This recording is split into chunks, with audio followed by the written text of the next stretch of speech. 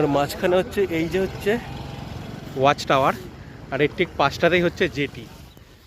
চলে এসেছি শীতের পরন্ত বিকেলে বত্রি বিলে। আর এই হচ্ছে বত্রি বিলের ক্যানেল, যেখানে সারি সারি নৌকা রয়েছে। আর এখান থেকেই নৌকা করে চড়ানো হয়, নৌকা চালানো শুরু হয় এই জায়গাগুলো থেকেই। আর ওইদিকে দেখুন এক কাকিমা হাঁসের জন্য আমি দাঁড়িয়ে আছি বত্রি বিলের পুরো মাঝখানটায়। আর মাঝখানের এইখানে আমডাঙ্গা ব্লক থেকে একটা ওয়াচ টাওয়ার করে দিয়েছে মিডিল পোর্শন হিসাবে। আর তার পাশে কিন্তু বাথরুমের কাজবাজ চলছে। উপরে উঠবো, দেখবো, চলো তোমাদেরকেও দেখাবো।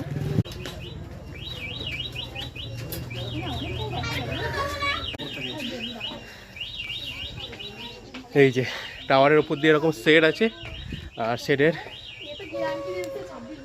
শেডের নিচে এরকম চারদিকের দৃশ্যটা ঠিক এরকম।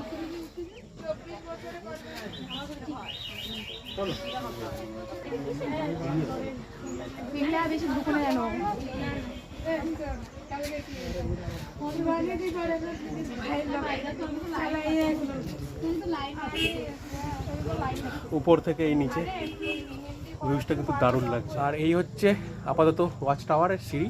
আর আপাতত ওয়াচ টাওয়ারে ওঠার জন্য কিন্তু কোনো রকম চার্জেস অ্যাপ্লিকেবল নেই। কবে কী হবে না হবে সেটা জানি না, হতেও পারে আবার নাও হতে পারে।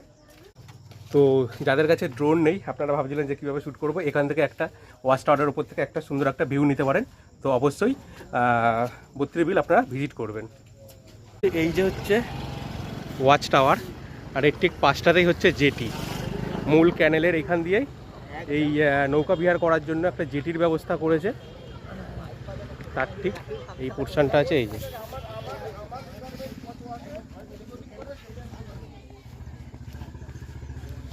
এখান দিয়ে আপনারা নৌকাতে উঠতে পারবেন, দুই দিক দিয়ে করা আছে।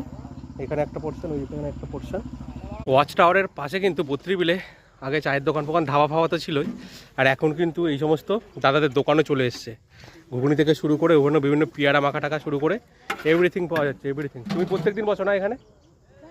তাহলে শুধু রোববার?